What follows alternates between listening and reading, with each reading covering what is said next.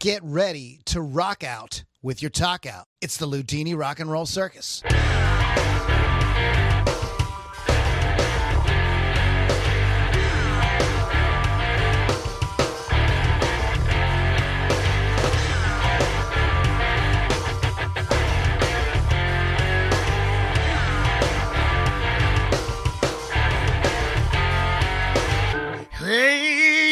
Guys, it's the Loudini Rock and Roll Circus.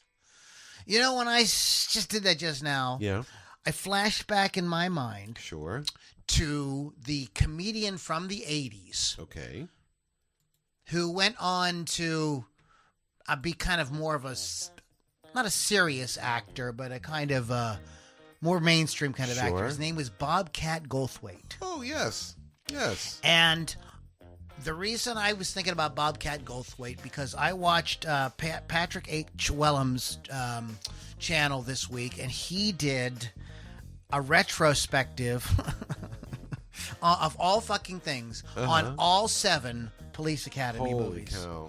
And it's fucking great. If you get a chance, watch it. It's off the hook. But he talks about Bobcat Goldthwait. If you know anything about Patrick Wellham's, it's like he's a New York guy, you know what I mean? He's got the whole New York thing, intellectual kind of thing going on. So it's like kind of just the fact that he subjected himself to these movies. Yeah, you know, but he was very. The thing I got to hand to Patrick is like, yes, he is, you know, a New York intellectual liberal kind of guy. He seems pretty, you know, like handles it all in stride, or like kind of takes it as it is, and doesn't, you know, he didn't try to think that these movies were going to be the fucking Godfather. Right. He knew he went in knowing what they were. It's a cool video if you get a chance. I'm not gonna get into it right now. But anyways, the Loudini Rock and Roll Circus. You can check us out at LoudiniRockandRollCircus.com. Lots of cool shit there, including access to our private Facebook group with all kind of shenanigans going on in there. Posted some stuff this week about because we're actually recording this on Halloween. Yeah, I did Halloween podcast last week and released it on everything this week. Yes. That's how it goes in the podcasting world. Yes.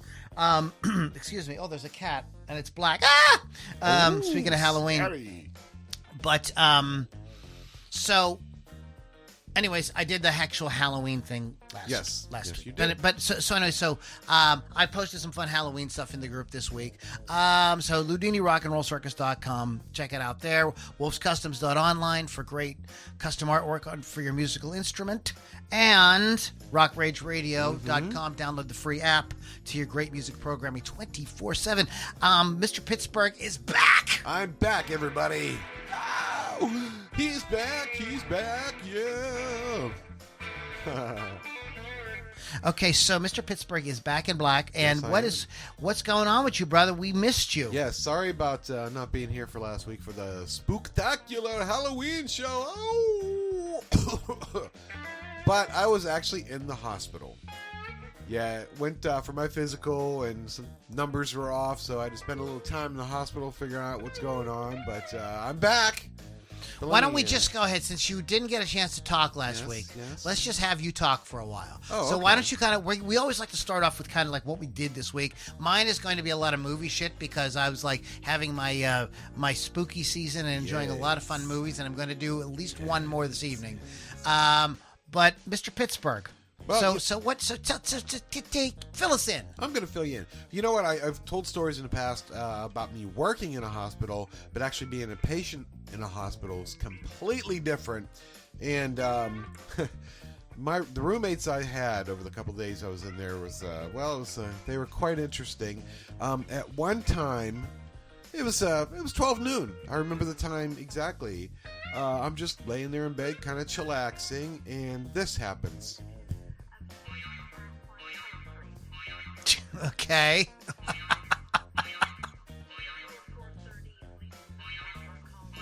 Right? This goes on for 5 minutes. I'm like, what the hell is that? So finally, because I know all the different alarms, you know, the ventilator alarms, the EKG alarm, I know the IV machine alarm, but I had never heard boing, boing, boing, right? So the That's nurse, that's the what? That's the slinky alarm or something. this is, So there's a slinky coming down the stairs. Everybody get out of the way. Doing, doing, yeah. So finally, after about 5 minutes, the nurse comes in. My roommate's on the other end of the curtain I have pulled, and she goes, "Mr. So-and-so, I think your phone's ringing." I'm like, "Are you serious? That is his phone. That is his ringtone." That's his. So he goes, "Oh, he's hard of hearing, by the way." He's like, "Oh, Boing, boing, yeah, boing. yeah." You'd think he'd hear that. No. "Oh, that's my alarm, and I don't know how to turn it off." I'm like, you got to be kidding me. You got to move me out of this room, right? Well, they eventually get it turned off. Now, I know it was 12 noon because at 12 midnight, boing, no. boing. No, this time it went on for about 10 minutes. Yeah. I'm like, seriously? Oh, my gosh. So that was interesting. But everybody at the hospital was very nice to me. Yeah, so I guess that's all I have to say about that. Like, that's why I wasn't here. I was in the hospital, but I'm back and got some stories for you. What else? So last Thursday was my birthday. You knew that. Oh, and I have a birthday present for you. Oh, you do? Yes. Don't let me forget before you leave. Okay, I won't. But anyway, so it's my birthday, and since I was basically kind of laid up with the medical stuff going on, my daughter, her birthday gift to me was taking me to the actual theater, the movie theater, big screen and everything, and they had a showing of The Shining. It's the first time I've ever seen The Shining on the big screen, and it was everything I hoped it would be. Even though I knew what was coming. I can say it's one of those movies I can say all the lines along with it. Oh, exactly. Yeah. Yep. And I was kind of mumbling under my breath. But I thought that was like really cool. And we find out just as the movie's beginning to start that my daughter's boyfriend, who was along with us, had never seen The Shining. What universe do you live in, bro? Well, what did he think? He liked it. Yeah, he liked it. He because you got to remember, he's like grown up on the real graphic stuff. It's and Shining is a little more cerebral, and you do see some stuff, but lots left to the imagination. But he really liked that aspect of it, that it wasn't everything wasn't CGI and blah blah blah. But we had a really good time. I enjoyed it. So thank you to my daughter for that. And I got one more thing here. This is kind of a cute story. Here we go. So my daughter has a friend, and his girlfriend wants to learn how to play bass. He plays bass. And as girlfriends do, they're like, "Could you teach me how to play bass?" He's like, "Yeah, no problem. I can do that." He goes, "Just go out, get yourself a cheap bass, and then once you get the bass, we'll Wait a minute, is this her boyfriend? This is her boyfriend." He wouldn't go with her to go. I mean, dude, if I was dating a chick and she wanted a bass or she wanted a guitar, I'd be like, "Ooh, chance to go to the guitar store." Right. Yeah. Really? What's wrong with this He's guy? Apparently not a believer. This not a believer. What, Jesus Christ. So when she goes, these kids today. She goes, gets the bass. That's what Bones has to say. Bones knows the deal. She goes, gets kind of a cheaper bass, brings it home, and opens the case, and he looks at the guitar and he says, "That's my bass." And she goes, "Yeah, very funny. I know it's a nice one, but I bought it. It's mine." He goes, "No, that's my bass. It was an Epiphone Les Paul bass, red. Okay. And about 10 years ago, he fell on hard times, had to sell a bunch of his shit. Wow. She went out and picked his bass." I'm like, "That's crazy. That's my bass." "Yeah, very funny." No, that is my bass. Because he knew all the nicks, and everything. I'm like, "That's really cool." Damn, I know all the Nicks too. I know Nick Capoletti. Oh! No, that is, I know Nicky Six. That's a crazy fucking story. That is a nutty story. Of course, me, I'm like, "Well, what kind of bass was it?" And my daughter's like, "Hold on, I'll pull it up." And it was a red Epiphone Les Paul bass. Have you ever had a Les Paul bass? No, never had. What? No, I see them not all the time, but I see them and I'm like, I wonder if I should just get one of those too. But so far I have fought off the temptation. Have you ever played one? No. Okay. I'm really curious, dude. Play one, let me know what it's like. Yeah. No, I had a Ripper. I had a Ripper, which is the real big. No, it's like the big round body. That's how Gene Simmons was, right? Exactly. Yeah. Yeah, that before it was the Gene Simmons bass, it was called. That's the only Gibson bass I've ever played. Well, what are you gonna do? Wow. Hey, what did you do this week? Oh my God. Oh my God. Oh my God. Well, I did a podcast last week. Oh Yes. my. I actually watched it. I didn't watch it live, but I caught it afterwards. And I'm like, oh. Bill, thank you, Bill Damiano, for chiming in on that. It was fun. Yeah. So this week, what I've been doing is, first of all, you guys know that I'm a movie junkie, Yes. and I'm starting another podcast all about movies. No, I'm not. We do that enough here. Yeah. I don't have time. I don't need another project. Oh my God! Now I'm thinking I should start a podcast. Stop! That's enough. Stop. Stop thinking, Loudini. Okay, so I watched a bunch of fucking movies, and I want to just say this one off the top of my head real quick before I forget. This is the one I did not write down, and it was a movie with Paul Bellamy and Dennis Quaid from the I don't know, about 2011s, called Legion. Oh. And it was a movie. When I first saw it, the first time I saw it, I will say this: I was trying to get the levels just. There we go. Is that good right there? Can we hear? Yeah, I like that. Okay, Yeah, okay, you it's can good. hear us. Okay. I was a little disappointed the first time I saw it because the trailer made it look like a really kind of hardcore horror movie, and it's more like a horror action kind of film. It's more like a kind of it's nothing like Underworld, but it more has that kind of vibe to it. Okay. Then you know what I mean. And so then once I rewatched it because Sharon had never seen it, and I thought she would think it was fun, and she enjoyed it. I was going like, oh, I get it. This is like a horror action. I'm right. I'm totally cool with it. I'm totally it's great. I really enjoyed it.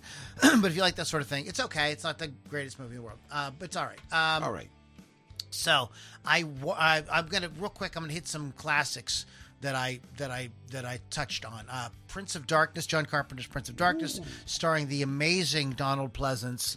It's some characters who were in Big Trouble in Little China are in it as well. It's neat mash, and Jameson Parker is in it, who was had a big role on a TV series called Simon and Simon. Oh yeah, that's and okay. And it's a lot of actors that from that you went, oh, I've seen him, yes. You know, and stuff, and it's Carpenter did a trilogy of these sort of like apocalypse kind of films, and this is Prince of Darkness was one of them. And it is very different than today's movies. Yeah, it's very fucking different. It's not like today's movies. Though. It's very much about atmosphere. Although it's got a lot of cool stuff in it. It's got this idea. If you've never seen it, go watch it. I'm going to spoil it. There's this thing that happens in there where there a bunch of different people from a bunch of different departments in this college have been asked by the Catholic Church to move into this church because something has been found in the basement, and they want to know what's going on with it. Yes. So there's physicists and biologists and all these people, and you find out that this is some artifact that's been watched over by this like Brotherhood of Sleep, who is this or just like really micro sect within the Catholic Church, and they've been guarding this secret for centuries. And what you find out, and so throughout, as they moved into this church, they're working very hard, and they become exhausted, and they're falling asleep, and they all start to have the same dream. And the dream is not an actual dream. It's people from the future trying to warn them. Okay. And it's really cool. It's one of the coolest aspects of the movie. It's a very fucking cool movie. I think it's a horror classic. Different than a lot of movies today. There's not a bunch of jump cuts. There's not a bunch of jump scares. I mean, there's not a all practical effects. There's no CG, nothing. Check it out. Halloween 3, Season of the Witch. I have, I'm always defending this movie. I will just admit that it is absolutely terrible, but I love it. I watch it every Halloween season. I think 28 days to Halloween, or 8 more days to Halloween, Halloween. So I can't. It's infectious. I can't help it. And but it's not as. The main character in it, the guy who's, Have you ever seen the movie? I have not. You've never seen it? At the beginning of the movie, he's him and his wife are divorced, but so this is all told very, very quickly. This is not a long, drawn-out thing, but you get the impression they're divorced, and he goes to see his kids at the beginning of the movie to give them Halloween masks, and he's there for like 5 minutes. And the rest of the movie, she's calling him, saying, you're supposed to come get these kids. And he's an absolutely terrible father. Just absolutely horrible. He gets completely caught up in with this woman and find out what happened to her father and, how he got killed or whatever. And, she's hot. She's about 10 years younger than him.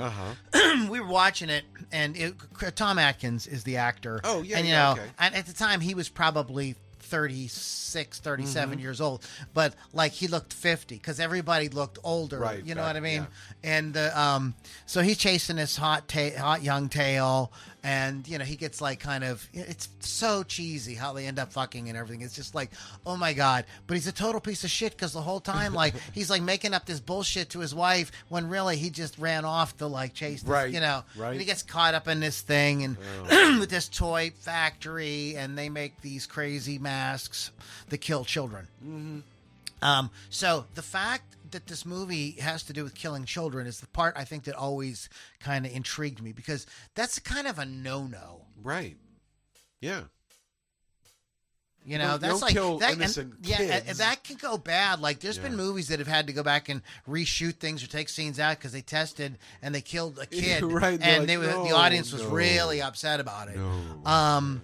They do not kill a kid in The Shining, right? Nope. Almost. They tried. Almost. Too smart. Almost. I've seen that movie so many fucking times. I watched it. You invited me to the thing. I couldn't go, but I literally had just watched it the night before. Oh, really? Yes. Oh, I watch that at least once a year. That isn't only one of my favorite horror movies. That's one of my favorite movies, period. Yeah. Two of my favorite movies, maybe in my top 10, are both star Jack Nicholson. Chinatown and The Shining. There you go. Just fucking amazing films. But, I kind of was like, there's so many, I heard like yet another theory about The Shining. There's the Wendy theory. Yeah. There's Danny's ordeal, which is like Jack and Danny have been like getting it on the whole time. He's a pederast. There's a whole bunch of different. There's the whole thing about the Native American themes, Right.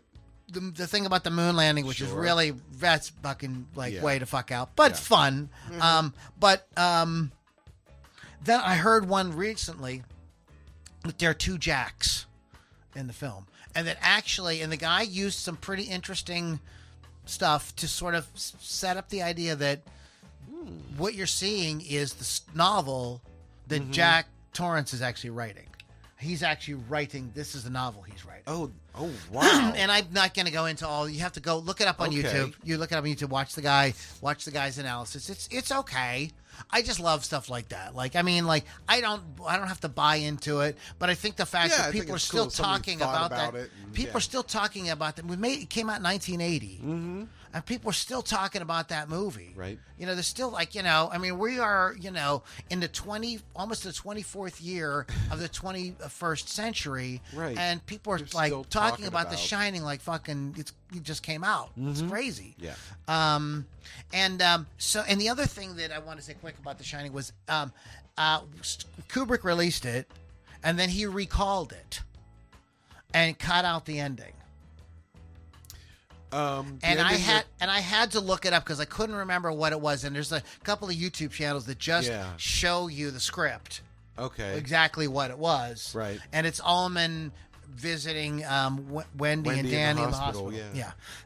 And he invites them to come to his house in San Francisco. So there's like what they call that in a movie. They call it the denouement, which means a return to normalcy. It's a return to like life is going to kind of carry on. The characters are going to be okay. Now you can relax, And he took and then Kubrick, when he saw that he took it out, and great choice. Yeah, it's a shame he had all that film burned, so nobody can see it, which is kind of like film nerds like me. Shining, I'm a Shining nerd. Would love to see it, see that. but I, he did not. He's absolutely right. Oh, because yeah. the way it ends is fucking perfect. Mm-hmm. It's just you can't do anything else with that movie. The other thing I was thinking as I was watching, I was kind of thinking about the relationship between Wendy and Jack, and wondering kind of what Kubrick might have been trying to say about marriage and relationships. Him and Christiana, I got the impression from the documentary Stanley Kubrick, A Life in Pictures, that they were experimental at different times in their marriage, because the movie Eyes Wide Shut, she said was his most autobiographical film. Really? Yeah.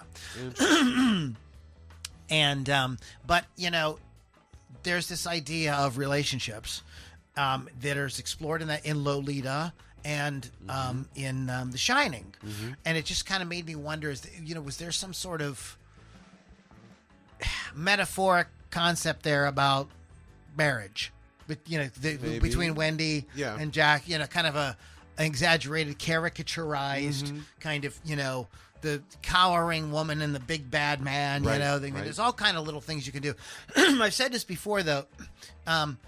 Watch the film closely, because Wendy isn't as much of a pussy as you think. I mean, she has she when he's going like, give me the bat, she's like, I know I'm not giving you the fucking bat, so she doesn't do that, and she has the fortitude to knock his fucking head in and drag him. And the only reason he got out and terrorized him was because the hotel let him out. Right. That was the only reason. Other than that, she had it fixed. She had fucking solved the problem. Now, they're going to have to figure out what they're going to do about communication. Well, Halloran might have showed up anyways if Danny continued doing what he was doing.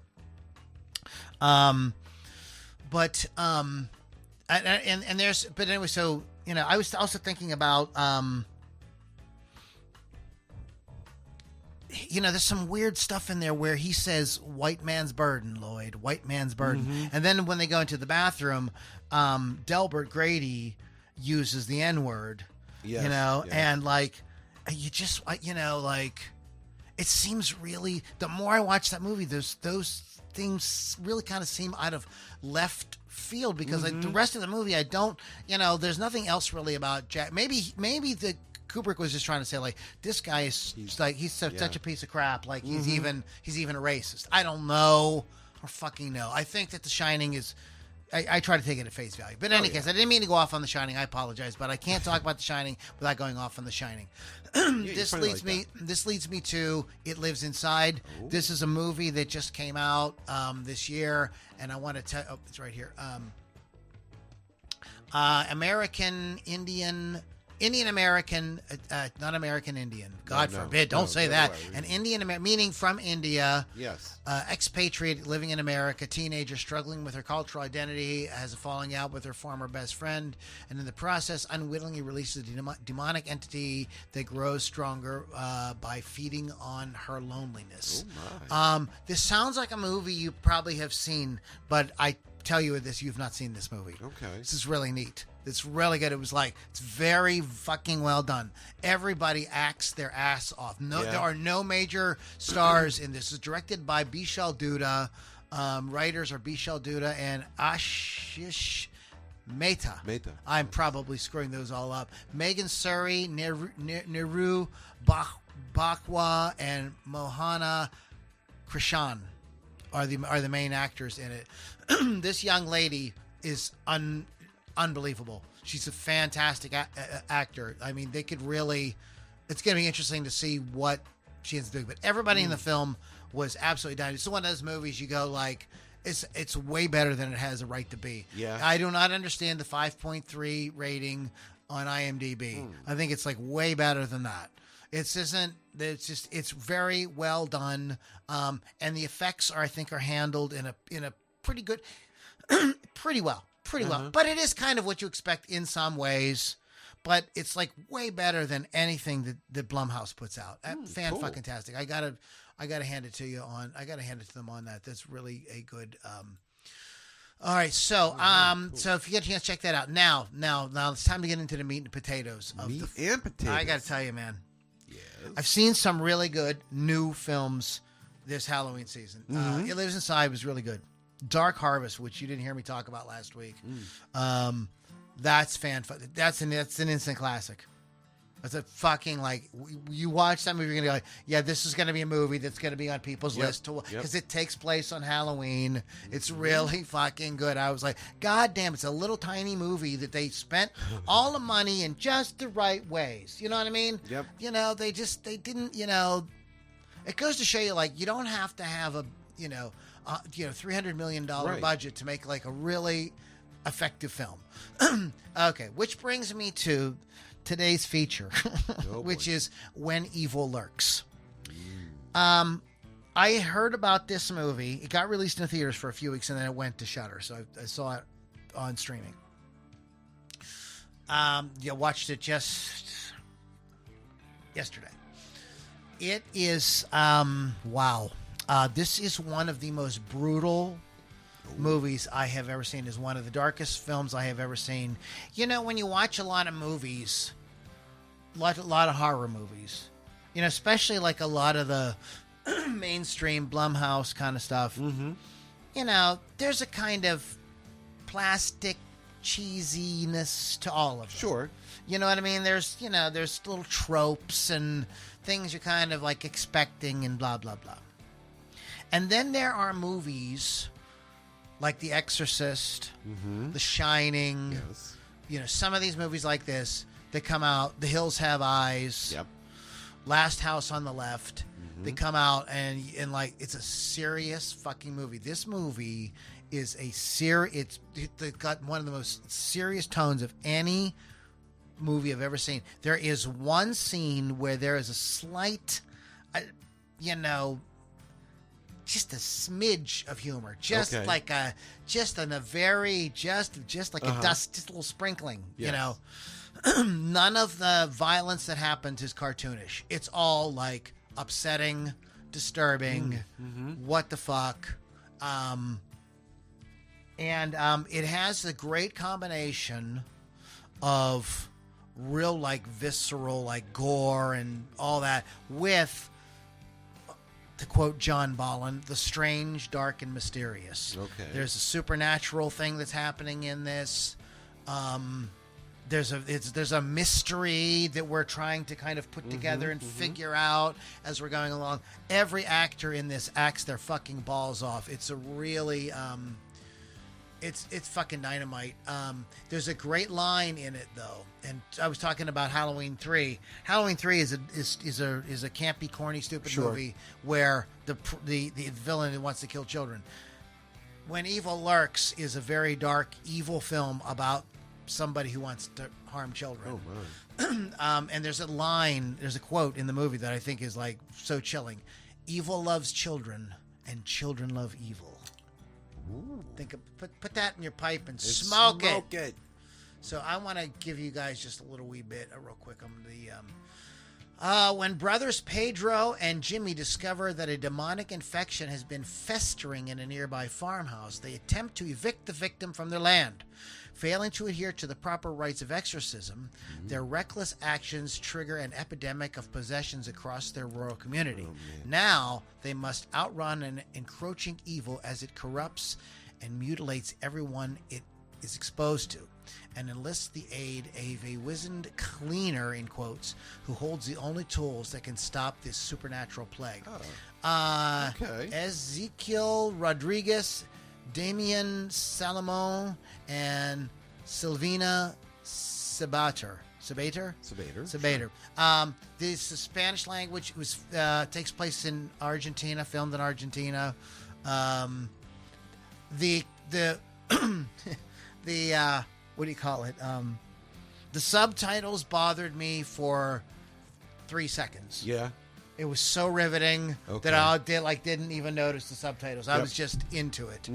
But I am okay. This is on Shudder, and it has a lot of mostly very, very, very positive, outstanding best horror film of 2023. Scared me shit. Scared me shite. Scared me shite. Brutal. One word review. Life is hard. Be harder. And I said I posted a photo of this on in the group today with the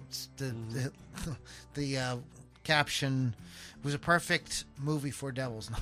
It was a good movie for Devil's Night. I just can't say enough about this. There is things that happen in this movie. You will go like, I have never seen that. Yeah. And I'm going to say that a couple of different times. Wow. I've never seen that. But it is a serious fucking movie. There's no campy nothing. It's like, you know, the violence and the gore are serious, are fucking serious. They're not like cartoony. Highly recommend. Cool. So, squeegee out of that. Yeah. I heard this band Screaming Females is part. Okay, real quick. Let's. So what this got this topic going was, Rolling Stone magazine's ranking, not just a list, but a ranking of the 250 greatest guitarists of all time. And so one of the things I did was I went through their list and looked at it, and I got to a point where I'm like, there was a lot of guitarists that I just did not know, and I just picked this one at random, the guitarist for the Screaming Females, and not really at random. They said that her her riffs were brittle.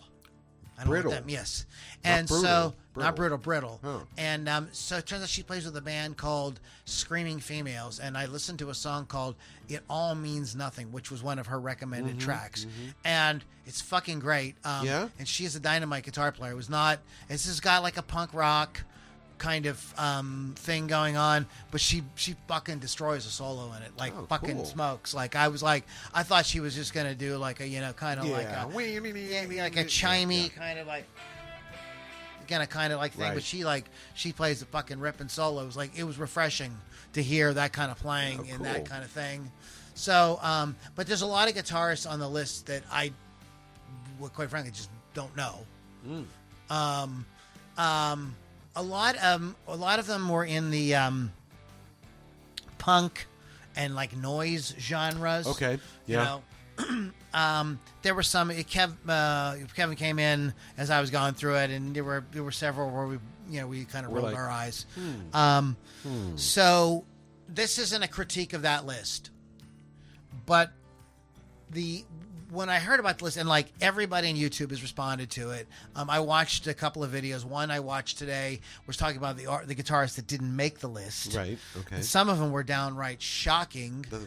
Gary Moore is not on the list. Leo Kottke is not on the list. Not Carlos Santana. George Benson is not on the list. Joe Pass is not on the list. There's a lot of like really Tommy Emmanuel. There's a lot of really great guitar players who are ignored. And this is a ranking from best to bestest, whatever. By the way, just to give you a hint, what this list is like, number 250 is Andy Summers. Well, he's okay. He should be happy he made the list. So. And I'm going to ask you this, Mr. Pittsburgh, and we're just going to go through. We're just going to have like a discussion on it. I made some points. Sure. And we're going to toss them around. Okay. Because and I think we're going to talk about this first question, and it will sort of inform the rest of the discussion. Can music be quantified? Meaning, is it like sports where you have the number one AFC champion, or you have the number one NBA champion, or you have the MVP of the NFL this year, or you know what I mean? Like, can you do that with music? No, because everybody's an individual. Everybody's talent is their talent. I remember your talent's better than his talent. Well, yeah, no. Yeah, and this, it's so funny. To watch. Sometimes they'll be different. Rock Rage Radio does these all the time. We do them in the group sometimes too. Sometimes I steal the ones from Rock Rage Radio. But they'll put up they'll hit like 5 records or something like that and ask you to kind of say which one could you do without or whatever. Right. And just to hear the different opinions that people have. Music is so personal. Exactly. There's things that that totally move me. Just like movies. I like that stupid Halloween 3. I don't know why I like it. Fucking like it. Let me give you a really good example. I was listening to Phil McKnight's Podcast. And he was talking about the song. He had the name all boogered up. I was yelling at my phone as he was talking. There was the band was called, or the artist or whatever it was called, Hot Butter. Okay. And they had a song called Popcorn. Exactly. Okay, you know the song. I Okay. do. It's stupid. It's fun, but it's also fun. Yep. It's stupid, but it's fun. Okay? You know, is that bad music? No. It serves its purpose. It accomplishes what it sets out to do, which is to be, this is a fun, silly song. Yeah. Gangnam Style. It's a fun, Exactly. silly song. It's a fun, silly song. Who Let the Dogs Out? It's a fun, silly song. Exactly. Okay, you're always going to have these. It's like, you know, going back to like some many old timers remember things like B-I-N-G-O, B-I-N-G-O, bingo. Or how about this? John Jacob Jingleheimer Schmidt, la la la la la la. You know, like yes. it's, you know, it's like row your boat in Star Trek where Spock says, but Captain, life is not a dream. And McCoy says, Spock, you know, it's not supposed to mean anything. The most important thing is that you have a good time singing it. Exactly. That is what these whole, silly songs are about. Exactly. They're just about, you know, having fun, bebopping along to them, grooving to them, singing along to them. That's, you know, what that's all about. It's terrible, but it's fun. Yeah. So even that stuff has a place. Sure.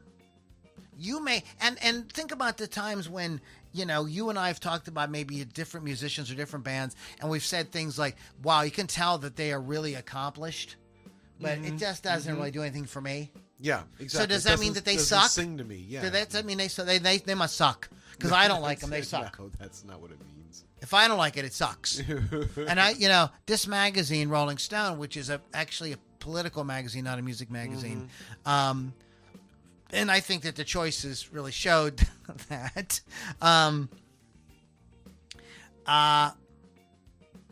But we're not gonna, like I said, I don't want to critique that list. I want to get into.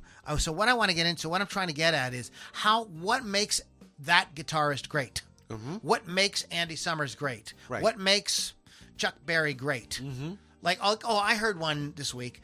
Rock Rage Radio posted it might have been a link from a Loudwire interview with Angus Young or something, but he was talking about how, like, Eric Clapton, like, just doesn't do anything for him. Right. He says he really feels like Chuck Berry is the better guitar player. And man, Oh, boy. days that people lose their minds in the comments. I bet. I just wrote, yep. And I was not alone. There was a lot of people who are like, Clapton's a little overrated. But you know, Clapton I will definitely put him on the list as a great guitarist. Oh, yeah. Abso-fucking-lutely. Whether you personally groove with what he's doing or not, he's a great guitar player. And we're going to talk about what makes a guitar player great. You can see I have some stuff written down. Yes. Do you have anything you'd add to No, that pretty much sums it up. Okay, so Yeah. and in no particular order, because I think all of these things are probably important. equally important. Mm-hmm. Tone. Yes. The tone.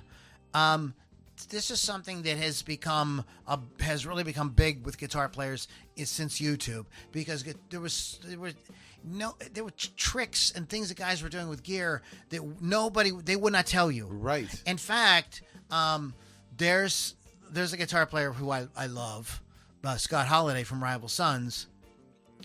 On his pedal board, he's got pedals with black tape over them. Yeah, He doesn't want so you anybody don't to know know. what he's using. Right. But because of YouTube, the gear page, and then eventually YouTube and everything like that, especially YouTube, because you can listen and see Yeah, and you hear, can hear it. everything. A lot of the secrets of guitar sounds have come to light. We know what they're doing. But, I mean, there are millions and millions and millions of people watching these videos about this.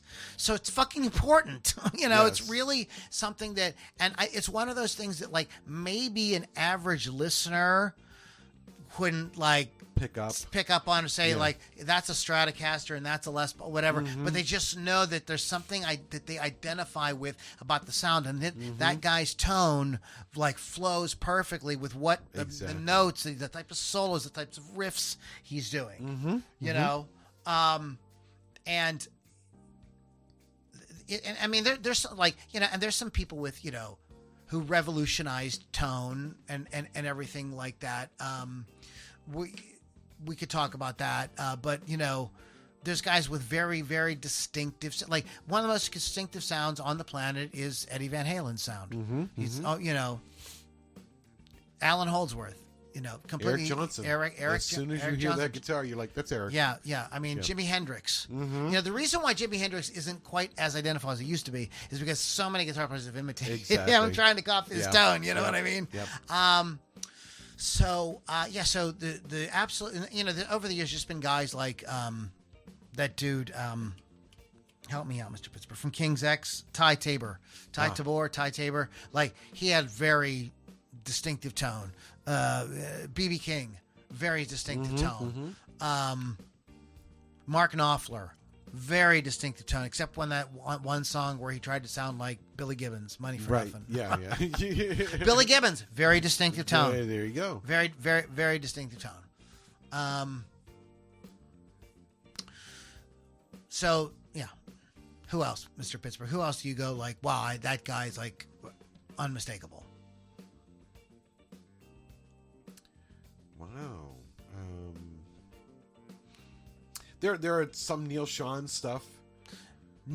Well, yeah. What about, speaking of Neil Schon, what about Carlos Santana? Oh, yes. Very, very distinctive. Yes, there's a lot of guys like that. You know what I mean? And especially once you get Steve Vai, I think is very distinctive sounding. Like, he doesn't sound like Eddie Van Halen. He really sounded He's different. got his own thing going on, absolutely have his own thing going on. Yeah, I mean, So, anyways, So and that will all depend on what you. In fact, there are guitar players like jazz guitar, like George Benson has a very distinctive guitar sound. Pat Metheny has a very distinctive guitar sound. And every guitar player is laboring over the tone. They're all going like, we're trying to get the sound that's going to work best with what the band is playing and what I hear in my head and everything. And you can tell. It's important, and that's one of the reasons why you like a lot of the players you like is because of the time that they put into getting a great tone. The next thing I want to talk about, and this is something that happened in the 1980s. There was like a kind of there was a sort of what's the word I want? Sort of a little bit of a competition about. Remember this question? Well, who do you think's the fastest guitar player? Right. Yep. There was speed was everything. And every issue of Guitar Player magazine, it was a new guy who came out who was faster than the last guy. Last month's issue, yeah. The guy that everybody, I don't know if he's still technically the fastest, is Michelangelo Badio. You know who he is? He plays the guitar with the four necks. Yeah. I went to a clinic. He was a fucking riot. He's fucking wild, man. He's fucking wild. Him and Vic Dupre are like in competition for the craziest hair, though. Really? Yeah. Go look at a picture. Go look at some photos. I think I know who you mean. Yeah. I mean, he's got but he sold videos and stuff in the back of Guitar Player magazine. Michelangelo Badio with his 200-mile-an-hour technique, whatever that means. You know what I mean? Yeah. He's a cool dude, and he's done a lot to advance guitar playing. There's guy like Tosin Abasi owes a bit to Michelangelo Badio. There's just in any case, but the technique. So technique means what? How well you use your fingers to manipulate the strings and the frets and the sounds and everything to make the guitar do what you want it to do. Exactly. Okay. And there's a lot of different techniques. Okay, so we can go down. Let's talk about that. Jeff Beck and Mark Knopfler, Hubert Sumlin, all play with their fingers. Okay, you know what I mean? They're just they all play with their fingers. Al Di Meola, Steve Morse, these guys are Yngwie Malmsteen. These guys are ferocious with the plectrum, the pick. Yep. I mean, they are insane. Crazy. Yeah, just fucking insane. They can do stuff with the pick that will just blow your mind. Then there is, the technique of somebody like a Keith Richards, and and we're going to talk about this in the next thing we're going to talk about. The Keith technique, which it may not look sophisticated to a lot of people. You know what I mean? The guitar slung real low. He's like, kind of looks like he's barely doing anything. But like, listen to his parts. Oh my God, they're in the fucking pocket. Like, you know what I mean? He knows, exactly what the fuck he's doing, and he makes it look like he's not doing anything. And that is one of the things about technique that I have learned. And I did put together a TikTok series it's a 6-part series or 7 parts. 7 habits of highly effective pickers. But the overall arching thing that's going to be would be my honorable mention or trump card, if you will, is relaxation.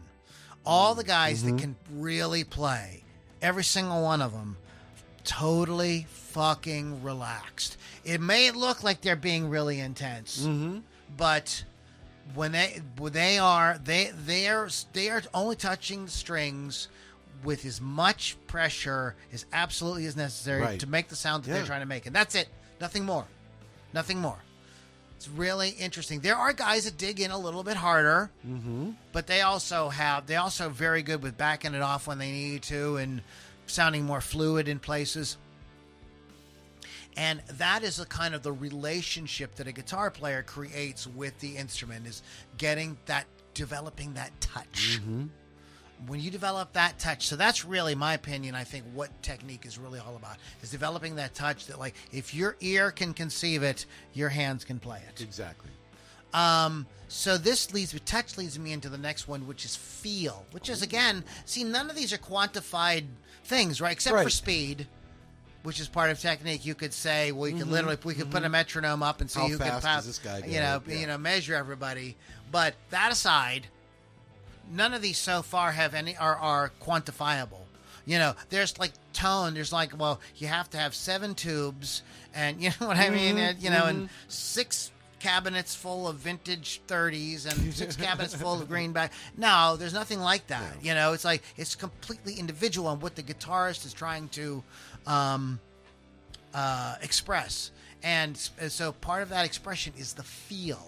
Yes. This is very weird, right? How do you talk about feel, right? One of the things that goes into feel, and I know I heard somebody say one time they know if they like a guitar player immediately once they hear his vibrato. Okay. Vibrato is super important. That's part of feel. I don't know if I would judge a guy's entire playing on that, but there are people that that's like super important. Oh, yeah. But the vibrato is part of this thing that makes the playing expressive. Yes. Okay. Does the guitarist play slightly behind the beat or slightly on top of the beat? Each creates a different feel. I think that Eric Johnson plays slightly ahead of the beat. Okay. He's got this kind of like he's like dancing. His notes are kind of like dancing over the rhythm around or something. That beat, yeah. Whereas somebody like Eric Clapton is laying back pretty hard. B.B. King is laying way the fuck back. Yep. You know what I mean? He's like, you're like at the next gig, and he's still like, he's still like, back over here. Doing something, or actually his vibrato is more like.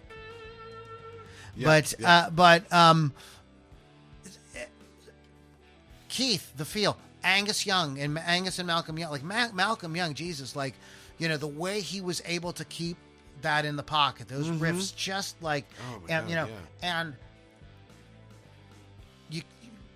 another guy who is insane feel is Joe Perry. Those Aerosmith riffs fucking swing. Him and Brad Whitford both. Yep. Those riffs fucking swing. Another guy like that is Slash. Okay. I mean, he can make that fucking. He can make you boogie with that guitar. You know what I mean? Just really good. Eddie Van Halen.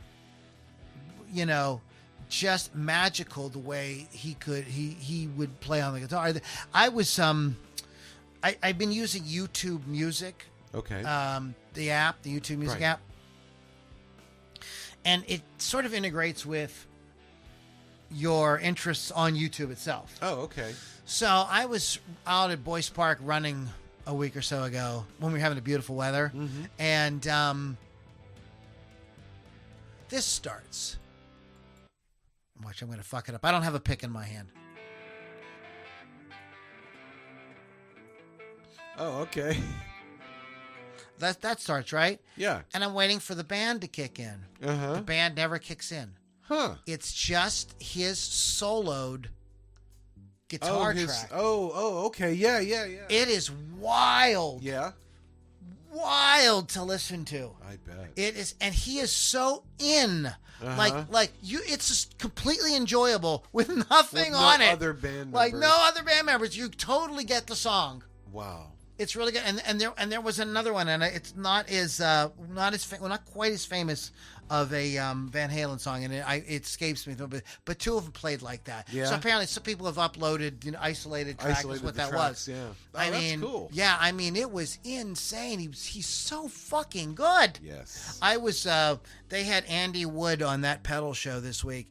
Andy Wood is a Nashville guitarist who came to prominence playing mandolin and then like switched to guitar. Now he's disgustingly amazing guitar player. But he says Eddie Van Halen is the greatest rock and roll guitar player ever, and I'll die on that hill. In that southern accent, you know. Yeah. And I mean, I think there's a great case to be made for that. Oh, you know, yeah. like just So one of the things that makes a guitarist great, feel, and of course technique, tone, all that. Sure. But the songs that they write or the riffs that they come up with, because sometimes it isn't like they don't necessarily might be the songwriter, but they may come up with some sick riff. Right. That, you know what I mean? And so it's not just about the wanking off solos. Right. It is about the song and the part writing, and if you want to throw solos in, the solo writing. There's some songs where like the solo to You Shook Me All Night Long. Oh, that's like composed. Like if we play that in a cover band, you have to play that solo. Exactly. And that riff, of course, completely iconic. That's Malcolm Young. You know, and there's Angus playing that incredible solo. Like, so you got two those are great guitar players. They're fucking great. A solo to a song like Just What I Needed by the Cars. Ever listen to that solo? Yep. I mean, you completely sing along with it. It's a variation on the melody. Sure. So it's like another it's another part. You know, a great part in a song.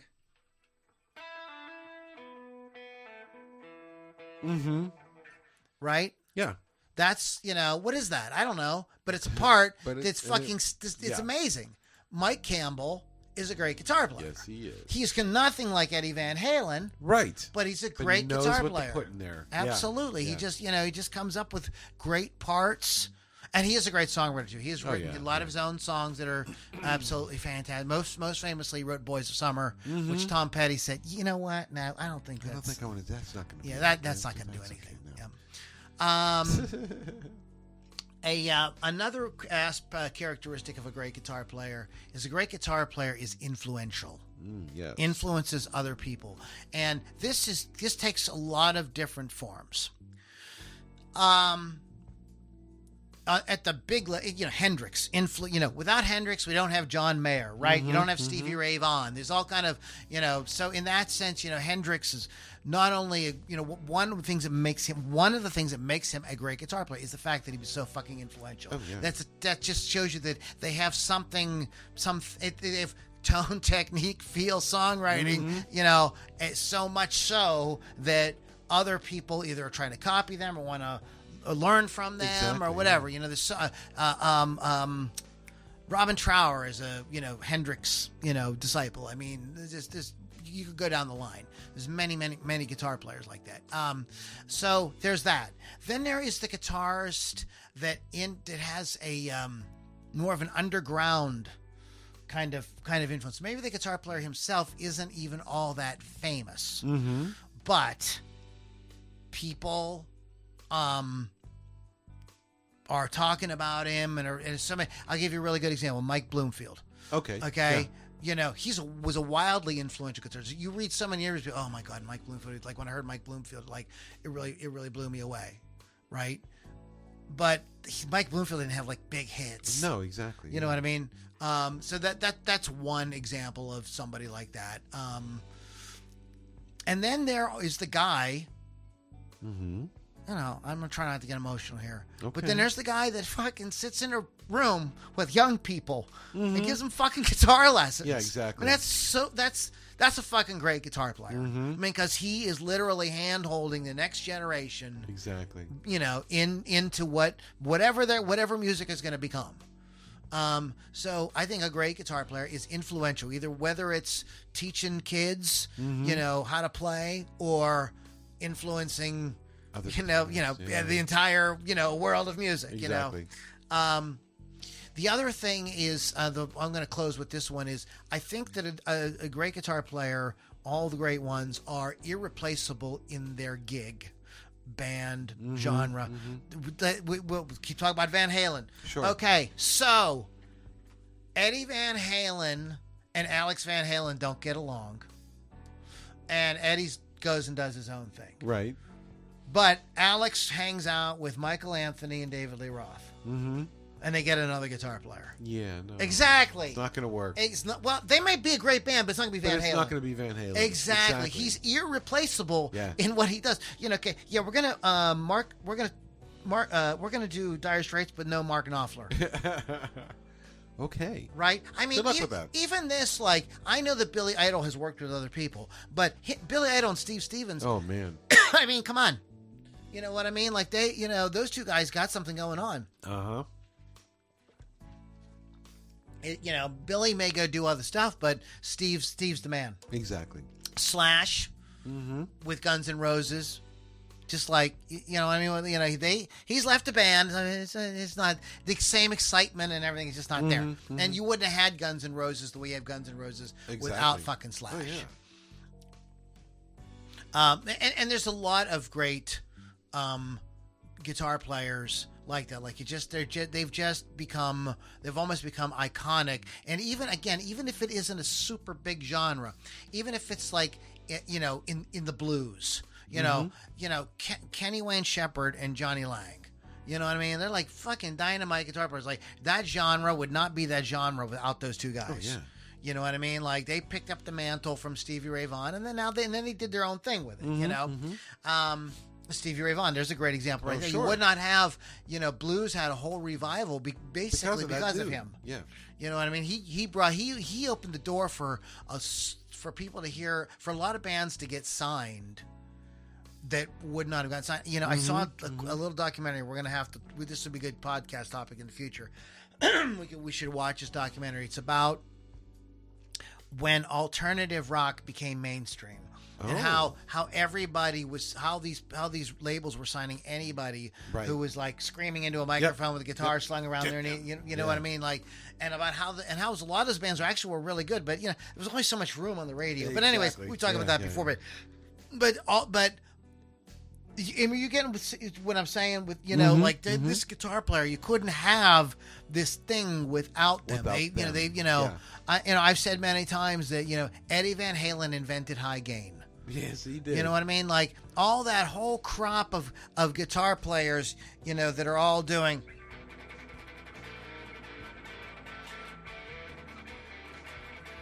That doesn't sound anything like Van Halen, but all that type of distortion with that chug chug chug, that is, you wouldn't have it without Van Halen. Exactly. Irreplaceable here's a guy. Jack White is on the list, and I think Jack White is a great guitar player. Insane tone. What the fuck is he even doing after that? Right. You know what I mean? He makes it sound like all kinds of stuff. All the riffs and everything he does are these parts and everything are freaking killers. Great songwriter. He kind of like. The White Stripes were kind of single-handedly keeping rock alive in like the early 2000s to the 2010s. I mean, like, very important guitar player, excellent musician. Do you have any bands that you want? Not this week. I have two things I want to talk about before we wrap up. Okay. First of all, I want you guys to check out Rival Sons has a new album out called Mosaic, and they like one day after another were dumping songs. Oh, nice. Onto YouTube. Check this out. Now you want to hear very distinctive guitar work. Check this out.